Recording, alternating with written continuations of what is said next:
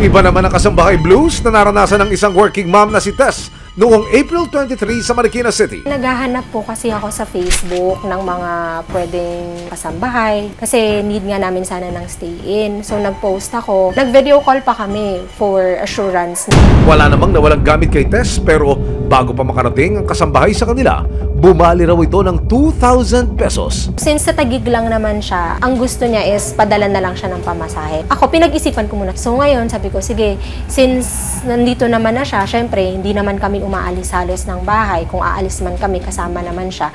Pagdating sa bahay ng kasambahay, nagpahinga raw muna ito. At pagkatapos ng ilang oras, aba, nawala ng parambula ang kasambahay. Sa Bacoor City sa Cavite, may yaya di umano na nagpapanggap na kasambahay para magnakaw? Masipag at may kusa ang bagong kasambahay na kinuha ni Sarah. Hindi niya tunay na pangalan pero sa una lang pala ito. Huling-huli sa CCTV kung paano patingin-tingin sa paligid ang kasambahay habang nagwawalis. Maya-maya pa, sinimulan na nitong halugugin ang mga bag na nakasabit sa likod ng pintuan.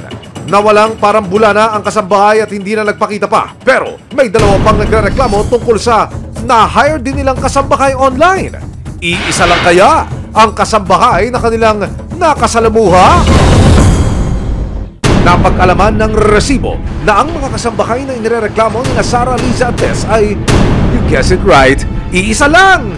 Opo, siya po yan. Opo, siya po yun. Yes po, siya po yung kasambahay na ng scam po sa amin. Iisa lang ngayon ang hiling ng mga biktima, ang mahuli si Yolanda para hindi na makapambiktima pa kasama ang barangay ng Napindan. Nakakuha kami ng tip kung saan nakatira si Yolanda. Base na rin ito sa address na nakalagay sa mga ID na kanyang ipinakita sa mga biktima. Bakay naming makunan siya ng pakayag tungkol sa mga paratang laban sa kanya. Tinanong natin yung mga pagkakilanlan, no? At kanyang nasabi nga na mga apelyido na yan ay meron dito sa area na ito sa Purok 5 na pumipirmina sa Cavite. Pero meron pa tayong isang information na may tinitiran din po sa isa sa barangay dito sa Taguig. Pagkatapos nating makumpirma na hindi na roon umuwi o naglalagay itong inireklamong babae sa area ng Napindan, mayroong pang isang binigay na impormasyon ng Special Operations Group ng Barangay Napindan. Matapos ang ilang araw na pag-iikot, nakakuha ng lead ang team ng resibo na nakatira raw si Yolanda sa Barangay Lower Bicutan sa Taguig City. Kinumpirma ng mga residente na naging kapitbahay nila si Yolanda. Ay, ano po yan? Taga Mamali. Saan yun? Doon po sa kabila. Ayun po. Itinuro nila sa amin ang dating asawa ni Yolanda pero ayon sa kanya, matagal na raw silang hiwalay.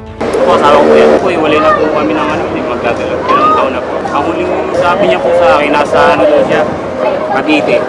Wala nang bakas ni Yolanda pero kahit nowhere to be found, may paraan pa rin para makamit ang hustisya. May 6, 2024, sinamahan ng resibo si Sarah sa fiscal ng Bacoor sa Cavite. Yung kaso nga na sinampa sa laban dun sa kasambahay is qualified theft.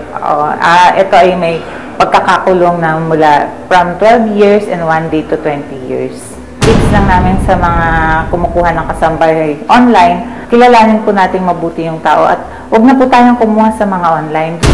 Sa ngayon, kahit nowhere to be found ang akusado, gumugulong na ang batas para mapanagot siya. Oras na matuntun siya ng mga otoridad at mapatunayang nagkasala.